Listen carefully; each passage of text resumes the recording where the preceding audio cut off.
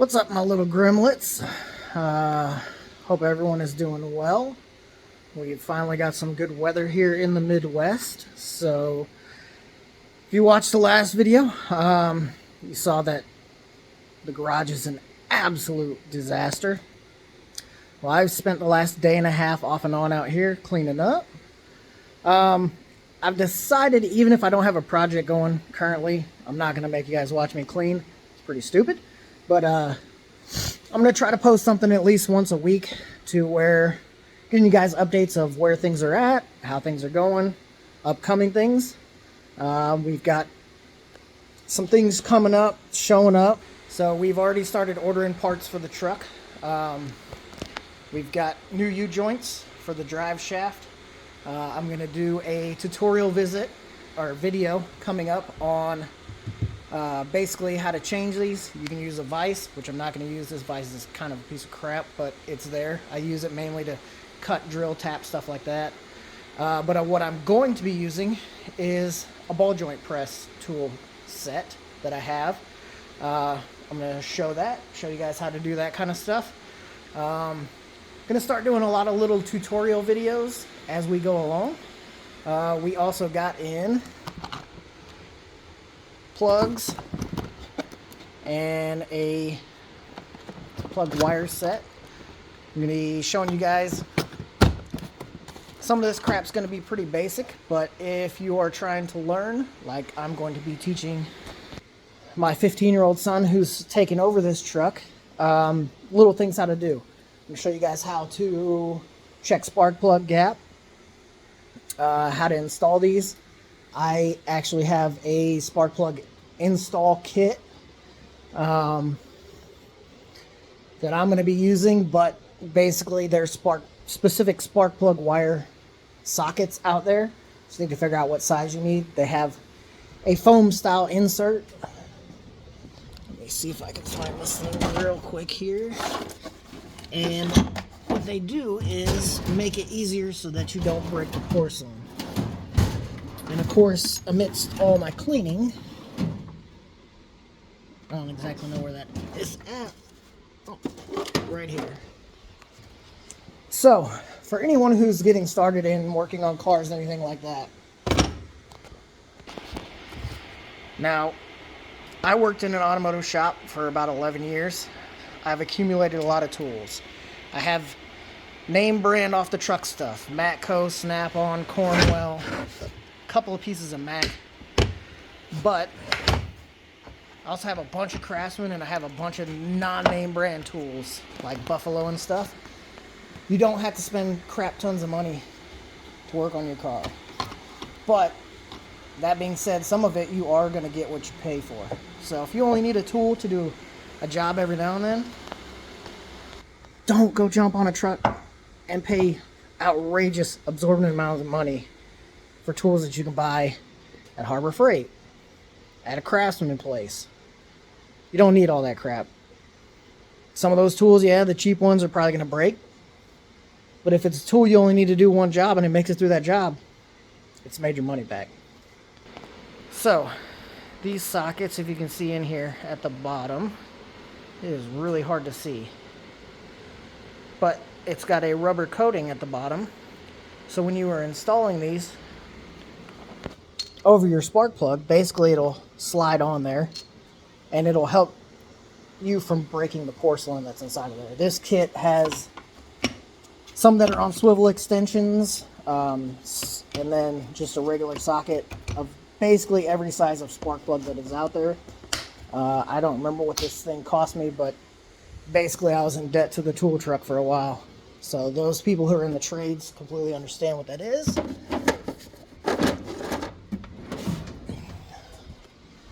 So, in my last video, I showed you guys how jacked the garage was. Well, here's a quick little update. I have not only been cleaning, but organizing, putting stuff away. We've created a board. Basically, everything that's on here, we have new inner fender wells, fenders.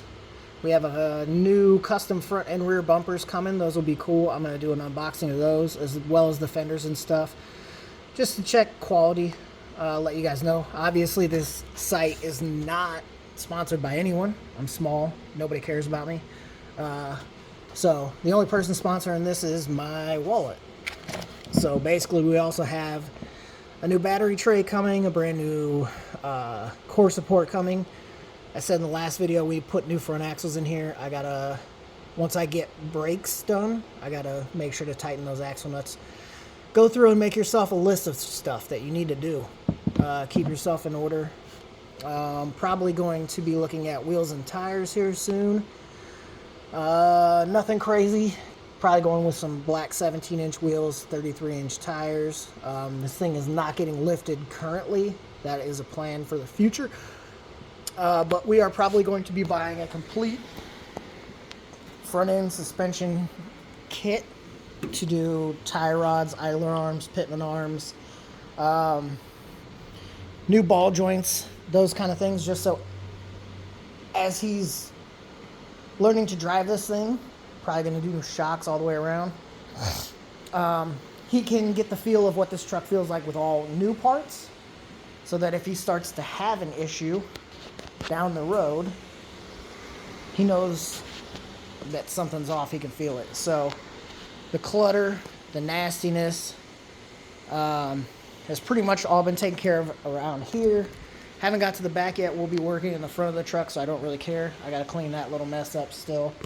But a lot of time has been spent into organizing, taking stock of what I have. If you want to get working on cars, it's not bad to have yourself a little library. Some of these books are as old as I am. Some of the stuff you guys will never need, RV repair, but I also have stuff that I don't foresee myself doing, but it's interesting reads. Chopping tops, engine blueprinting. These are old Peterson books. This is bodywork and painting. This is basic chassis, suspension, and brakes. Basic cams, valves, exhaust systems. Big block Chevy stuff, which I don't see myself owning a big block anytime soon, but small block Chevy builds, building muscle. This is just different kinds of like cam and lifter setups to build more power. Basic auto repair manual. This one is really cool. This is from the 2004 SEMA show. I actually got to go. It was pretty awesome. Also a good idea to have either a Chilton or a Haynes. I have both for the Nova in here. I also have a Haynes book for the truck. So those are all kind of things. These are car interior restoration, things of that nature. Not a bad idea to have. Plus all of your lubricants, paints, car care stuff. My garage is also partially used to house some of the stuff for the interior or exterior work. We have a lot of woodworking crap. We have a shed behind here that has a whole bunch of stuff in it. It's got all of our table saws and stuff like that. So arranging stuff. When I go packing, camping, anything like that, this is my first aid kit. It's got surgical shears, gauze pads, a tourniquet, everything that you would need. This is my random screws, bolts, miscellaneous stuff all inside this ammo crate. All my welding stuff is up here. Gloves, welding helmet, coat, all that kind of stuff. And then we have tools. This contains all of the bolts labeled in bags and where they came off of the truck. So when we go to put the truck back together, everything is labeled. And then the rest of these shelves are either tools or Nova parts. We have us a little bitty Lincoln welder back there. The toolbox. It has all sorts of crap inside of there. We have rear extra load springs that are going to be going on the back of the truck as well when we change the shocks out. Random parts. 500 lift small block Chevy cam. That'll be going into something down the line. Up on top here, in that box, the black bar that you're seeing is actually going on the Nova. I'm going to be doing a video on that. That is a shock relocation mount. It moves the shocks in so I can actually run a little bit wider of a wheel. Yes, these are off of a BMW. These are probably not what's going to be staying on there long term. But I got them for free as rollers, so for now that's what's on there. The main reason I'm going to a shock relocation is not only can I run a little bit wider of a wheel. If you know anything about these Novas, 7-inch wheel is about all you can run with the setup on a stock format. These will give me a little more clearance back towards the shock. Eventually this thing is getting mini tubbed, so I'll be able to run up to a 10-inch wide wheel. That relocates the leaf springs farther inside. The other reason I'm doing that is, of course, car's a 70. So you're talking about 55-year-old car, basically. The shock bolts broke off when I was taking them off. So it's a lot easier to just put in a relocation kit for now and then worry about that later. Once I do the mini tub kit, the shocks get relocated anyway, so I won't need those stock placements for the bolts. So I am basically just doing a little, this is what's coming. The old junky core support that was out of here. We were planning on just going getting some metal and doing the repairs ourselves on this. Parts for these OBS trucks are very, very reasonable. Hours making the bends and putting all the holes where they need to be. It literally cost me, I think, $168 for a new core support. The reason that one is there is so we can swap all the cross bracing, the horn, everything, know where it's all supposed to be located. We can swap it over to the new one, and then this is going on the trailer with all our other scrap metal that we have out there. So those are a few of the projects that we have coming up, and I'm going to be taping those, putting it out there for your viewing pleasure, if you will. Maybe teach you something that you don't know. Maybe I can learn a couple things along the way. Personally, I have never changed out U-joints using a ball joint press tool, but I have that, and I don't have an actual mechanical press here, so we're going to try that out. We're both going to learn that crap together. Oh, one tip I have for you guys. Obviously, I have 3 cars in my garage. My garage is big enough to hold all 3 of these cars and the bulk of the junk that goes along with them.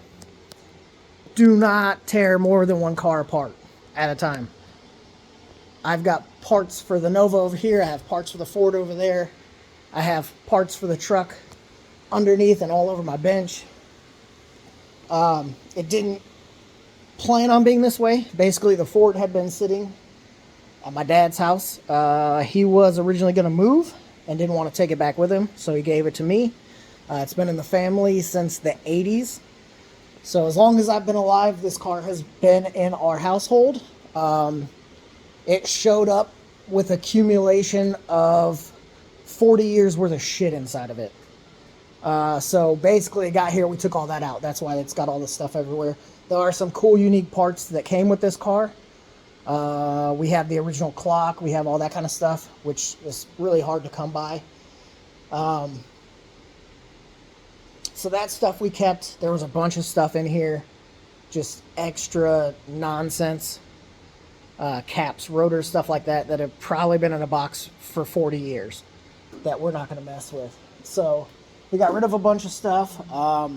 Came up with some seats that we're going to use for this thing. We have the original back seat.